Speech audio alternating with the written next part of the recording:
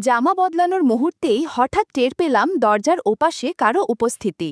এক ঝটকায় তাকে ঘরের ভেতরে নিয়ে এলাম। একটু নিচু গলায় বললাম, রঘু, এমন আচরণ ঠিক নয়। তার পরের মুহূর্তগুলো সেগুলো এমন কিছু নয় যা কাউকে বলা চলে, আবার এমন কিছু যা মন থেকে মুছেও ফেলা যায় না। আমার নাম শ্রীমতী, বয়স ৩৮। এই বয়সে দাঁড়িয়ে অনেক কিছু বদলে গেছে, তবুও নিজেকে এখনও আয়নায় দেখতে ভালো লাগে। শরীরের গঠন এখনও ছন্দ হারায়নি। আর ৫টা সাধারণ গৃহিণীর মতো আমিও গরমকালে স্লিভলেস ব্লাউজ বা ম্যাক্সি পরে থাকি। হাঁটা চলা, বাড়ির কাজ করতে গিয়ে কখনো আঁচল কাঁধ থেকে সরে যায়, খেয়ালও থাকে না।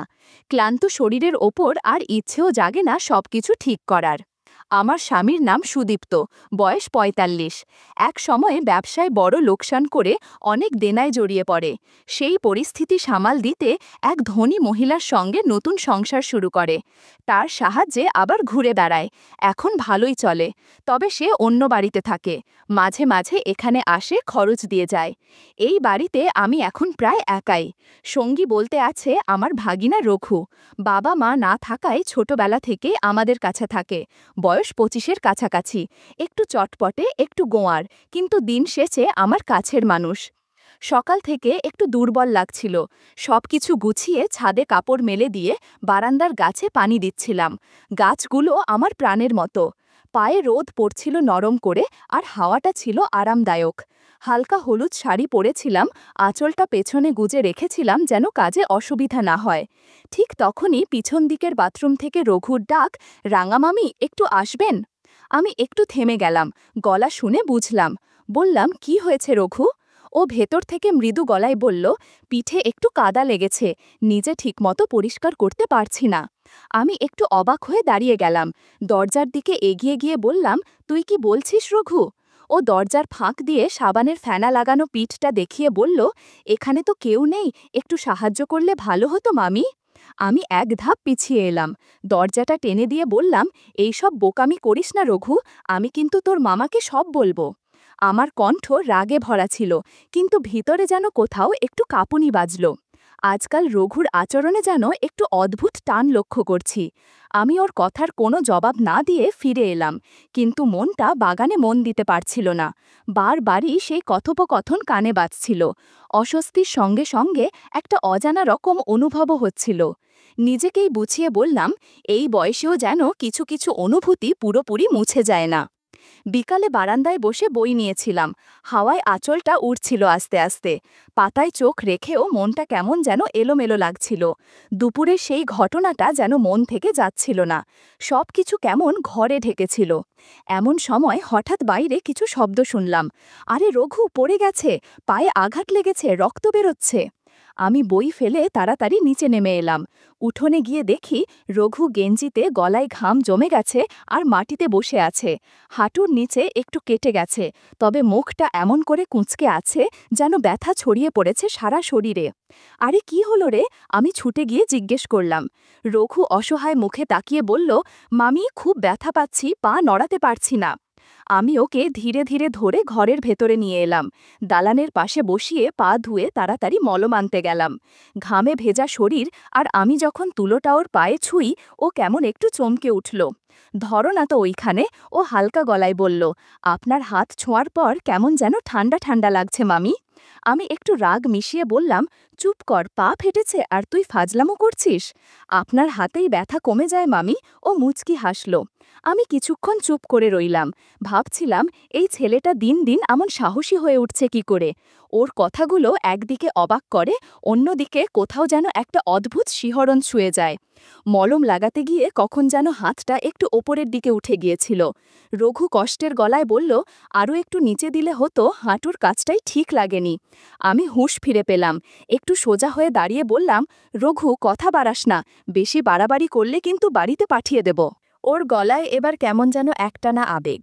আপনি না থাকলে আমি কোথায় যাব মামি? আমি আর কিছু বললাম না, উঠে ঘরের দিকে চলে এলাম। পেছনে ওর দৃষ্টির ভার যেন কাঁধে এসে পড়ল। ঘরে ঢুকে দরজাটা লাগিয়ে দিলাম, কিন্তু মনটা সারাদিন অস্থির রইল। রাতে একবার ওর ঘরে গেলাম, পায়ের অবস্থা দেখতে।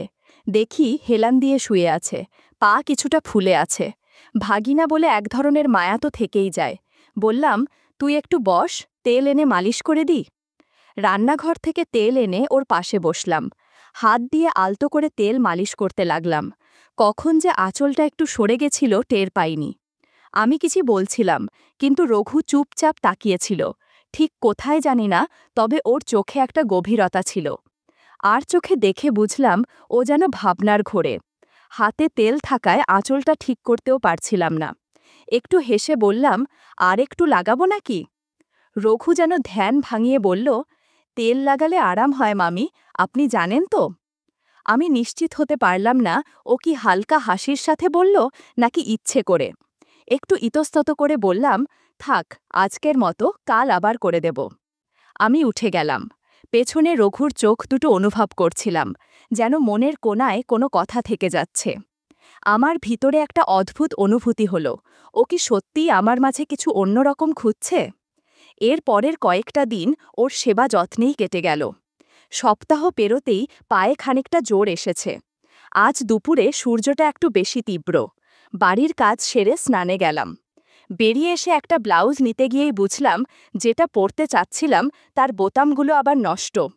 তবুও কোনোভাবে গায়ে চাপিয়ে ঘরে ফিরে এলাম। ভাবলাম অন্য কিছু পরব, কিন্তু দেখি বাকিগুলোর অবস্থাও এক এক রকম। কারো বোতাম আলগা, কারো ফিটিং ঠিক নেই। শেষমেশ একটা ঠিকঠাক যা ছিল সেটাতেই দিনটা চালিয়ে নিলাম। পরশু রঘুর হাতে একটা পুরনো স্যাম্পল ব্লাউজ দিয়েছিলাম সাম্যবাবুর দর্জির দোকানে পাঠানোর জন্য।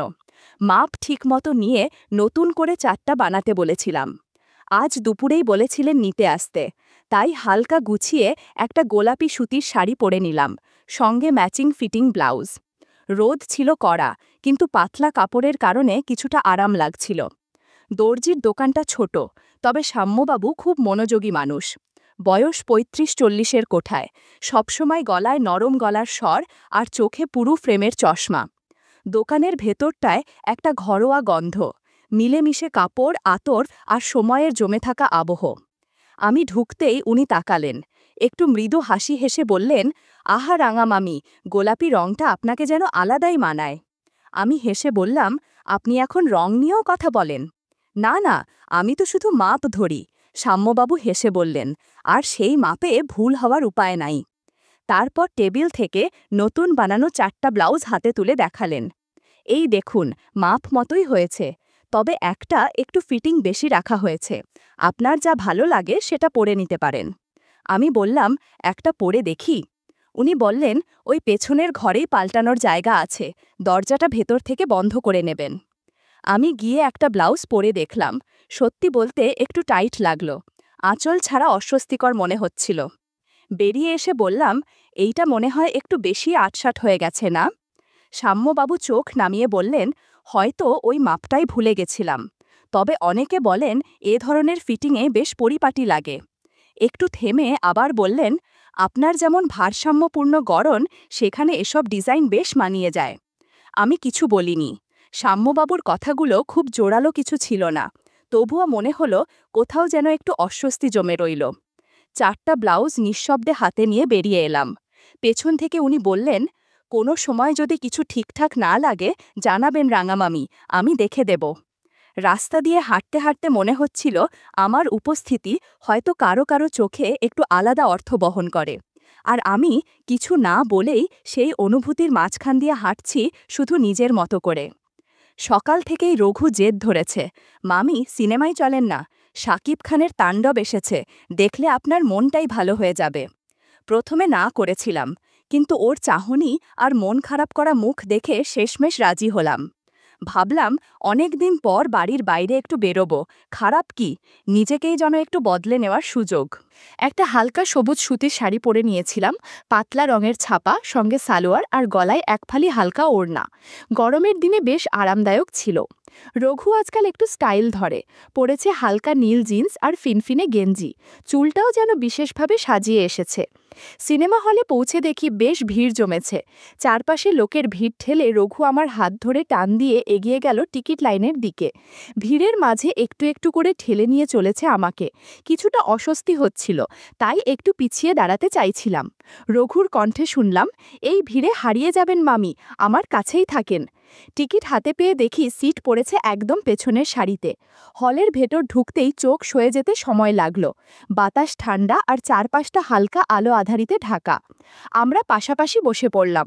চারপাশে হাসির আওয়াজ, ফিসফাস আর সিনেমার পর্দায় দ্রুত কাটা সংলাপ। ছবির শুরুটা ছিল জমকালো নাচ, গান, রঙিন দৃশ্য।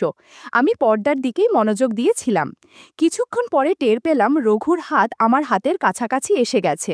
হয়তো সিটের জায়গা কম ছিল বা হয়তো ভিড়ের কারণে কাছাকাছি বসা। তবুও একটু সরে বসলাম। রঘু আর কিছু বলল না, কিন্তু আমি অনুভব করছিলাম চারপাশের নীরবতা যেন ধীরে ধীরে একটু ভারী হয়ে উঠছে। একটা গান শুরু হলো, একটু ধীর লয়ে, আবেগঘন। সেই মুহূর্তে আমার মন যেন সিনেমার ভেতরের গল্প ছাপিয়ে নিজের ভেতরেই ঢুকে পড়ছিল। চোখে আলো আর মনের ভেতর কিছু অচেনা সাড়া। রঘুর নিঃশ্বাসের শব্দ আমার খুব কাছে মনে হচ্ছিল, যদিও সে কিছু বলল না। আমিও চুপ করে থাকলাম। মাঝে মাঝে অন্ধকারে এমন অনুভূতি হয় যা আলোয় প্রকাশ পায় না, কেবল মনে থেকে যায়। আমি ধীরে গলায় বললাম, রঘু, সিনেমা দেখতে এসেছি, অন্য কিছু নয়। ও কিছু বলল না, শুধু এক মুহূর্তে হাতটা টেনে নিল নিজের কোলের কাছে। ছবির শেষে আলো জ্বলে উঠল। আমি একটু তাড়াতাড়ি উঠে দাঁড়ালাম, মুখটা নিচু করে বাইরে বেরিয়ে এলাম। রঘু আগেই জানিয়েছিল বাইকে চলে যাবে, আমাকে বাসে বা রিকশায় ফিরতে হবে। হল থেকে বেরিয়ে এসে দেখি চারপাশে যেন শহরটাই অন্যরকম। হঠাৎ আকাশ কালো হয়ে এলো আর মিনিট দুয়েকের মধ্যে শুরু হয়ে গেল ঝমঝমে বৃষ্টি। এক হাতে ওড়না মাথায় টেনে ধরে রাস্তার পাশে দাঁড়িয়ে রইলাম। রিকশা বা ট্যাক্সি কিছুই চোখে পড়ছিল না। মনটাও কেমন অস্থির হয়ে উঠল। বাড়ি ফিরতেই হবে, ভিজলে তো জ্বর এসে যাবে। ঠিক তখনই একটা লোকাল বাস এসে থামল। চিন্তা না করে উঠে পড়লাম। বাসে উঠে বুঝলাম জায়গা নেই, আর ভিড় এত বেশি যে নিজেকে ঠিকমতো সামলানো যাচ্ছে না। যে যেভাবে পারছে দাঁড়িয়ে আছে। আমিও আঁচল সামলে কোনো রকমে দাঁড়িয়ে রইলাম, হাতে ঠান্ডা, মনটা থমথমে। কখন যেন শহরটা অনেক বড় লাগছিল আর আমি অনেক ছোট। কিছুক্ষণ পর বুঝলাম আশপাশের মানুষের দৃষ্টি যেন আমাকে ঘিরে ফেলেছে। পেছন থেকে বাসের হেল্পার এসে বলল, দিদি, বারুইপুর পর্যন্ত ৩০ টাকা। আমি ব্যাগ থেকে টাকা বের করছিলাম। এমন সময় অনুভব করলাম পেছনে কিছু একটা ঠেকছে, ইচ্ছাকৃতভাবে। ধীরে বললাম, দয়া করে একটু দূরে থাকবেন। ওর মুখে একরকম অস্বস্তিকর হাসি। নিচু গলায় বলল, কি করব বলুন, ভিড়ের মধ্যে দাঁড়িয়ে থাকা তো কঠিনই, বিশেষ করে আপনার মতো কেউ থাকলে। কিছু বলিনি। ভিতরে ভিতরে শরীর শক্ত হয়ে যাচ্ছিল, মন অসহায়ভাবে কুঁকড়ে যাচ্ছিল। বাস হঠাৎ এক ঝাঁকুনি খেল। সামনে দাঁড়ানো একজনের শরীর এসে অদ্ভুতভাবে ধাক্কা দিল। আমি এক পা পিছিয়ে দাঁড়ালাম। লোকটা বলল, সরি দিদি, জায়গাটা খেয়াল করিনি। তবে ওর চোখ সরছিল না, আমি চোখ সরিয়ে নিচ্ছিলাম। একটু পরে হেল্পার আবার সামনে এসে বলল, দিদি, শাড়িটা সামলে রাখুন, একটু সমস্যা হচ্ছে মনে হয়। আমি কোনো উত্তর না দিয়ে মুখ ঘুরিয়ে নিলাম। প্রতিটি ঝাঁকুনিতে মনে হচ্ছিল চারপাশে কারো না কারো শরীর ছুঁয়ে যাচ্ছে আমাকে। কেউ কিছু বলছে না, কিন্তু বোঝা যাচ্ছে। একটা সময় মনে হচ্ছিল আমি যেন এক অদৃশ্য দেয়ালে ঠেকে আছি, কোনো সরে যাওয়ার জায়গা নেই, কোনো রক্ষা নেই। চোখ বন্ধ করে শুধু ভাবছিলাম বাসটা থামবে কবে। সঙ্গে একটাই অনুভব, আমি এখানে একা, একদম একা। শরীর ক্লান্ত, মন গুলিয়ে যাচ্ছে। ঘামের গন্ধ, শাড়ির ভেজা ভাব, বাতাসের ভার, সব একসাথে এসে যেন আমাকে অসাড় করে ফেলছিল। বাস থেকে নামার পর মনে হলো যেন পুরো শরীর থেকে শক্তি ঝরে গেছে। মাথা ঘুরছিল কিনা বুঝিনি, হয়তো সবই মন থেকে আসছিল। বৃষ্টিতে ভিজে গেছি, শরীর ঠান্ডা হয়ে আছে। আর সেই ভিড় থেকে বেরিয়ে হেঁটে যেতে যেতে যেন মনে হচ্ছিল শহরের ভেতর আমি একটা অদৃশ্য মানুষ হয়ে গেছি। একটা রিকশা পেয়েছিলাম শেষমেশ। বসেই বুঝলাম ঠান্ডা কাঠের সিটের ছোঁয়া আর নিজের সম্মান বাঁচিয়ে আঁচলটা সামলানোর চেষ্টা, এই ছোট ছোট কাজগুলোই আমাকে ধরে রেখেছে। রিকশা চলছিল, মাঝে মাঝে সামলে নিচ্ছিলাম শাড়ির ভাঁজ যেন বাতাসে না উড়ে যায়। বাড়ির গেটের সামনে এসে দাঁড়িয়ে মনে হলো এই লোহার ফটকটাই যেন আমার জন্য সবচেয়ে নিরাপদ আশ্রয়। তখনই বুঝলাম চাবি নেই আমার কাছে। হঠাৎ মনে পড়ল সিনেমা হলে যাওয়ার আগে রঘুর কাছে দিয়েছিলাম চাবিটা। যখন একা বেরিয়ে এসেছিলাম তখন ওকে দেখাই পাইনি, সব মনে পড়ে গেল। আমি ফটকের পাশে সিঁড়ির ধাপে বসে পড়লাম। হাত ভেজা, মাথা নিচু, মন বোঝায় চাপা। কিছু বলার নেই, শুধু অপেক্ষা, যেন এই দিনটা শেষ হয়। বৃষ্টি ফোঁটা ফোঁটা করে গায়ে গড়িয়ে পড়ছিল, চুল থেকেও ফোঁটা গড়িয়ে মুখে লেগে যাচ্ছিল। আমার আঁচল ভিজে কাঁধে টিকেছিল আর ঠান্ডায় শরীর শিউরে উঠছিল। ঠিক সেই সময় পাশ থেকে পরিচিত কণ্ঠ শুনলাম, মামি, এতক্ষণ বাইরে দাঁড়িয়েছিলেন? রঘু। আমি ওর দিকে তাকালাম। ওর মুখে ছিল একটা অদ্ভুত মিশ্র অনুভূতি, কষ্ট, অস্বস্তি আর সামান্য দুঃখের ছাপ। আমি বললাম, তুই তো সিনেমা হলে ছিলি, চাবিটা তো তোদের কাছেই ছিল, তারপর আমাকে এভাবে একা ফিরে আসতে হলো রঘু। ও একটু চুপ করে নিচু গলায় বলল, মাফ করবেন মামি, আমি বাইকে ছিলাম, ভাবিনি আপনি একা ফিরে আসবেন। আসুন, আমি দরজা খুলে দিচ্ছি। দরজা খুলতেই আমি সোজা ঘরে ঢুকে পড়লাম। পেছনে ওর পায়ের শব্দ পেলাম, কিন্তু ফিরে তাকাইনি। দরজা আটকে দিলাম। ঘরের মধ্যে অল্প আলো, জানলা দিয়ে ঠান্ডা বাতাস ঢুকছিল। ভিজে কাপড়ে ঠান্ডা লাগছিল প্রচণ্ড, তাই শাড়িটা পাশে সরিয়ে দিলাম। এক মুহূর্ত আর সহ্য হচ্ছিল না। ড্রেসিং টেবিলের পাশে দাঁড়িয়ে চুল খুলছিলাম। আয়নায় নিজের দিকে তাকিয়ে কেমন যেন অচেনা লাগছিল। এই ক্লান্ত মুখটা কি আমি? বৃষ্টির ঘ্রাণ আর ভেজা শাড়ির গন্ধ ঘরটাকে মিষ্টি করে তুলেছিল। ভেজা জামাকাপড় বদলানোর সময় বুঝলাম দরজার ওপারে কেউ দাঁড়িয়ে আছে। সামান্য নড়াচড়া, নিঃশ্বাসের শব্দ, হয়তো রঘু। এটা ভয় নয়, লজ্জাও নয়, একটু অন্যরকম একটা অনুভব। হঠাৎ বুকের কাছে হালকা ধুকফুক বোধ করলাম। আমি ধীরে বললাম, রঘু, তুই চলে যা, আমি একটু বিশ্রাম নেব। ও কোনো উত্তর দিল না। হয়তো চলে গিয়েছিল, হয়তো চুপচাপ দাঁড়িয়েছিল, আমি জানি না।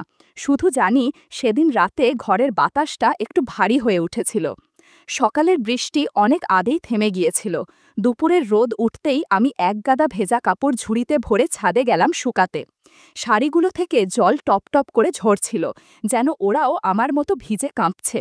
আমার গায়ে তখন ছিল পাতলা সাদা সবুজ ছাপা সুতির শাড়ি, হালকা ও আরামদায়ক। ভেজা গায়ে ভারী কাপড়টা কঠিন হয়ে ওঠে। চুলটা হালকা ভেজা, পেছনে খোঁপা করে বাঁধা। ছাদে উঠে একটু হেসে উঠলাম। এই রোদটার জন্যই তো সকালের অস্বস্তি সহ্য করেছি। এক এক করে কাপড় দড়িতে ঝুলিয়ে দিচ্ছিলাম। হঠাৎ পেছন থেকে একটা কাশির শব্দ শুনে ঘুরে তাকালাম। পেছনে রঘু দাঁড়িয়ে, ওর হাতে কিছু জামা কাপড়। মাথা চুলকাতে চুলকাতে বলল, আমি ভাবছিলাম কাপড় শুকাতে আসব, আপনিও এসেছেন দেখি। আলতো একটা অস্বস্তি বোধ করলাম, কিন্তু ছাদ তো একটাই, আর করারও কিছু নেই। আমি আবার কাজে মন দিলাম। হঠাৎ দেখি রঘু এগিয়ে এসে পাশে দাঁড়ালো। এক হাত দিয়ে আমার দড়িটা ধরে বলল, এই দিকটা আমি ধরে রাখি, আপনি কাপড়গুলো দেন, রাঙা মামি। রাঙা মামি কথাটা শুনে একটু থমকে গেলাম। অচেনা লাগছিল, আবার যেন বেশি পরিচিতই। বুঝতে পারলাম না ঠিক কী অনুভূতি। আমি চুপ করে কাপড় তুলে দিলাম। শাড়ি ঝোলানোর সময় হঠাৎ আমাদের হাত ছুঁয়ে গেল। একটা অপ্রত্যাশিত মুহূর্ত ছিল। কেউ কিছু বলল না, বরং দুজনে একটু থমকে দাঁড়িয়ে রইলাম। আমার গলার কাছে হঠাৎ গরম বাতাসের একটা ঢেউ গেল। চোখ কোণে তাকিয়ে দেখি রঘু দৃষ্টি আমার ওপর আটকে আছে। হাওয়ায় শাড়িটা হালকা লেগে যাচ্ছিল। আমি দ্রুত আঁচলটা ঠিক করছিলাম। কাপড়গুলো টান টান করে দড়িতে ঝুলিয়ে দিতে দিতে বললাম, এই দিকটা বেশি রোদ পড়ে, ওদিকে গেলে আবার ভিজে যাবে। রঘু হাসি মুখে বলল, আচ্ছা, আপনি জানেন রোদে যখন শাড়িগুলো দোলাচ্ছে তখন আপনারই মতো ঝলমল করে রং ফুটে ওঠে। আমি মুখ ঘুরিয়ে রাখলাম, কিন্তু ঠোঁটের কোণে হালকা একটা হাসি ফুটে উঠল। আর ওর দিকে তাকাতে পারলাম না, কিন্তু বুঝতে পারছিলাম ওর চোখ যেন আমার ওপর আটকে আছে। হাওয়াটা একটু বেড়ে গেল, আঁচলটা হঠাৎ উড়ে গিয়ে পেছনে চলে গেল। আমি হাত দিয়ে আঁচলটা সামলাতে গিয়ে পারলাম না ঠিকঠাক। ও পেছন থেকে এসে আস্তে আস্তে আঁচলটা নিয়ে সামলিয়ে দিল। আমি হালকা সরে গেলাম। একপাশে গিয়ে বললাম, ঠিক আছে রঘু, বাকি কাপড়গুলো পরে ঝুলিয়ে দেব, তুই নাম, রোদটা বেশি হয়ে যাচ্ছে। ও একটু থেমে বলল, আপনি তো সকালে ভিজে গিয়েছিলেন, সাবধানে থাকবেন, ঠান্ডা লেগে গেলে অসুস্থ হয়ে পড়বেন। তারপর ধীরে ধীরে ছাদ থেকে নামতে লাগল। আমি দড়িতে ঝুলানো শেষ শাড়ি নিয়ে ভাবছিলাম, আজকাল ওর চোখে যেন একরকম অন্যরকম ভাব দেখছি, যা আগে দেখিনি। আমি নিজেও কেমন যেন ভাবনায় পড়ে গেলাম।